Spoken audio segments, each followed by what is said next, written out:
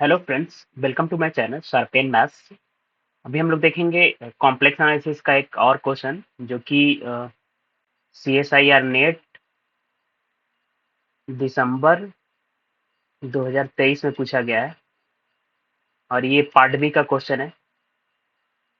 जैसा कि मैं प्रीवियस ईयर सॉल्यूशन अपलोड करते आ रहा हूँ, 23 हो गया। कॉम्प्लेक्स एनालिसिस प्रीवियस ईयर के सारे क्वेश्चंस आपकी कॉम्प्लेक्स एनालिसिस कंप्लीट कोर्स में मिल जाएंगे आपको। तो ये क्वेश्चंस को हम लोग देखते हैं। Let A C to C be a real differentiable function. ठीक है, एक फंक्शन है जो कि जिसका डोमेन कॉम्प्लेक्स प्लेन है, वो एक क्या है, रियल डिफरेंशिएबल फंक्शन है। डिफाइंड यू भी रियल डिफरेंशिएबल फंक्शन, यहाँ पे वर्ड यूज किया रियल डिफरेंशिएबल। अगर बोल देता सिर्फ to C be a differentiable function तो फिर ये पूरे होल कॉम्प्लेक्स प्लेन में डिफरेंशिएबल हो जाता, तो ये इंटायर हो जाता। बट रियल बोलने का मतलब है कि ये कॉम्प्लेक्स डिफरेंशिएबल होगा, ये जरूरी नहीं है। जैसे एफ जेड कोई फंक्शन है तो रियल डिफरेंशिएबल का मतलब यू प्लस आई वी, इसका रियल पार्ट डिफरेंशिएबल है, इमेजिनरी पार्ट डिफरेंशिएबल है। एफ को एक्स के रिस्पेक्ट में डिफरेंशिएट किया जा सकता है, बट जेड के रिस्पेक्ट में वो जरूरी नहीं है। इसमें अभी एग्जांपल भी दूंगा जो कि रियल डिफरेंशिएबल तो है बट कॉम्प्लेक्स डिफरेंशिएबल नहीं है। ठीक है, सी में। तो लाइक आप ए जेड बार ले लो, f Z is equal to z bar x minus i y. ये कॉम्प्लेक्स डिफरेंशिएबल नहीं है बट ये रियल डिफरेंशिएबल है ना। एफ एक्स एफ वाई कर सकते हैं, एक्स के रिस्पेक्ट में, वाई के रिस्पेक्ट में, उसके real part imaginary part differentiable. तो आगे बोला है कि यू और वी जो कॉम्प्लेक्स वैल्यूड फंक्शन है, जो रियल डिफरेंशिएबल है, वो इस तरह से है। यही होता भी है। रियल डिफरेंशिएबल बोलने के बाद बोल दिया है कि ये जिसका फंक्शन का रियल पार्ट जो होगा यू से डिनोट कर रहे हैं और इमेजिनरी पार्ट वी से डिनोट कर रहे हैं। ठीक है। और डेल यू मतलब gradient of U. Del U, इसको बोला जा रहा है U X comma U Y. ठीक है, डिनोट ग्रेडियंट, तो which of the following is necessarily true. तो ग्रेडियंट यूज कर दिया और उससे रिलेटेड ऑप्शन से यहाँ पे पूछ दिए गए हैं। जैसे C1 C2 अगर कॉम्प्लेक्स प्लेन का एलिमेंट है, द लेवल कर्व्स, जैसे यू जो है एक कर्व हो गया, C1 कर्व। C1 जो कर्व है उसको यू से डिनोट कर रहे हैं, है ना। यू यू बराबर C1 हो गया, भी बराबर C2 हो गया, दो कर्व है गया। तो बोल रहा है कि दोनों कर्व जो होगा are orthogonal when they intersect. अगर दो कर्व है, सी कोई कॉम्प्लेक्स प्लेन है, उसमें दो कर्व है, एक ये कर्व है एक कर्व है, अगर इंटरसेक्ट होगा तो ऑर्थोगोनल होगा। तो ऑर्थोगोनल होने का मतलब क्या हो गया, कब होगा ऑर्थोगोनल, जब इंटरसेक्ट होगा। तो अगर ऑर्थोगोनल होगा तो इसका मतलब होगा कि दोनों पॉइंट पे जो टेंजेंट आएंगे वो क्या होंगे, ऑर्थोगोनल होगा, परपेंडिकुलर होगा। उसके जो नॉर्मल होंगे वो परपेंडिकुलर होगा, तब भी बोल देंगे। तो ग्रेडियंट यहाँ यूज किया है तो उससे हम लोग नॉर्मल निकालते हैं यूज करके, इसलिए यहाँ पे ये टर्म्स भी आया है। अगर ग्रेडियंट ऑफ वी जीरो होगा एट एवरी पॉइंट इस फंक्शन के लिए, है ना, जो real differentiable complex valued function है। आप कॉम्प्लेक्स वैल्यूड नहीं भी बोल सकते हैं, ठीक है, जरूरी रियल वैल्यूड भी हो सकता है। तो del you into del V अगर जीरो होगा, अगर नहीं, del you into del we क्या होगा, जीरो होगा एट एवरी पॉइंट। अगर एफ इंटायर है तो del you into del we zero होगा। देखिए टर्म्स आ गया ना।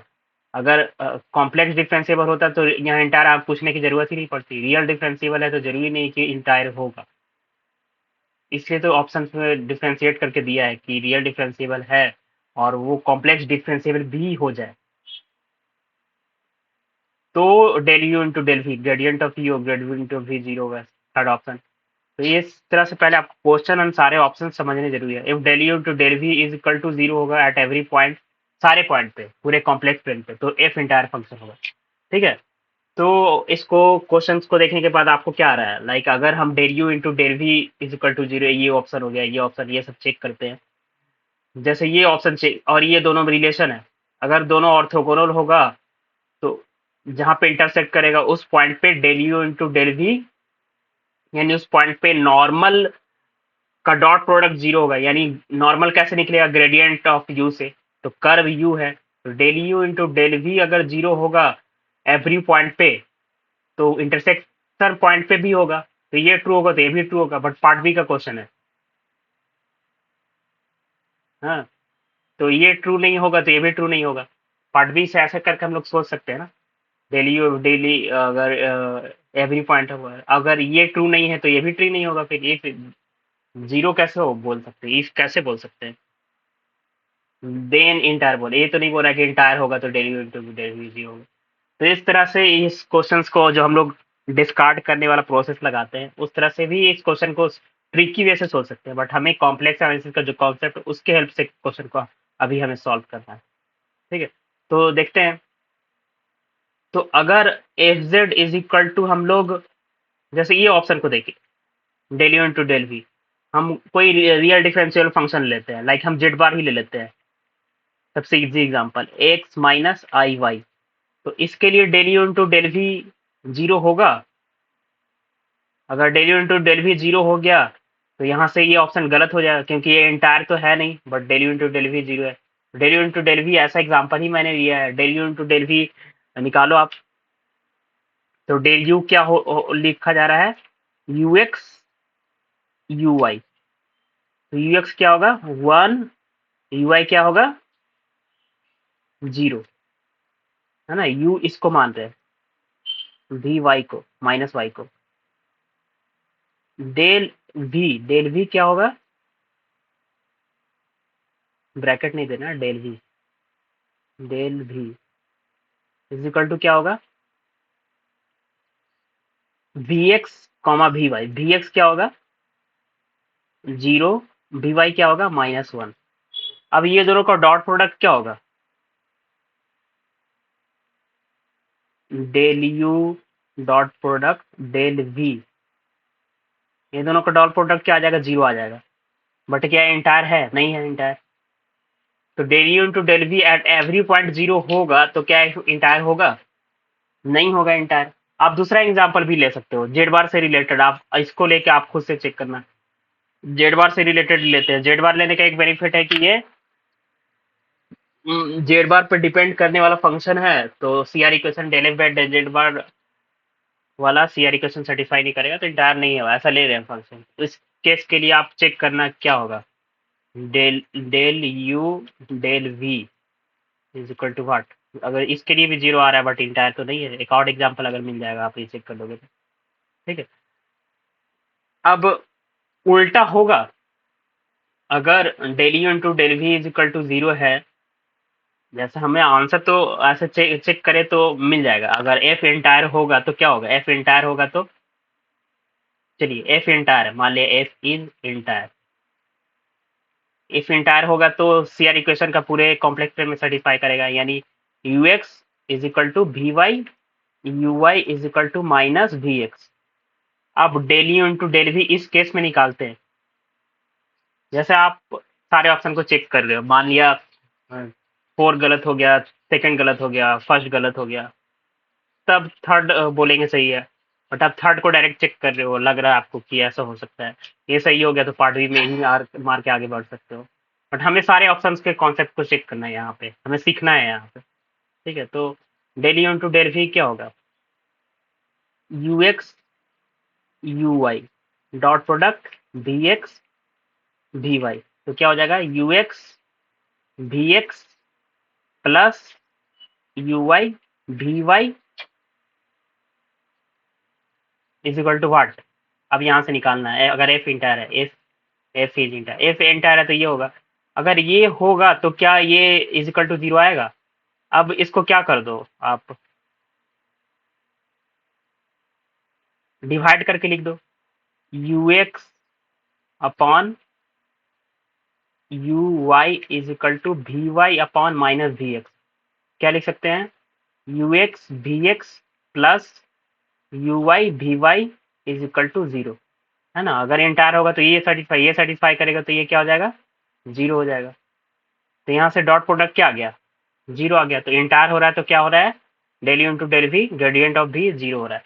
अब उल्टा चलते हैं, अगर इंटायर होता है तब ये ट्रू होता है। तो अगर क्या इंटायर नहीं होगा, कुछ भी नहीं होगा, कुछ भी सेकंड ऑप्शन में दिया हुआ इंटायर है नहीं है कुछ भी नहीं, तो वो जस्ट बोल दे रहा है कि जीरो हो जाएगा।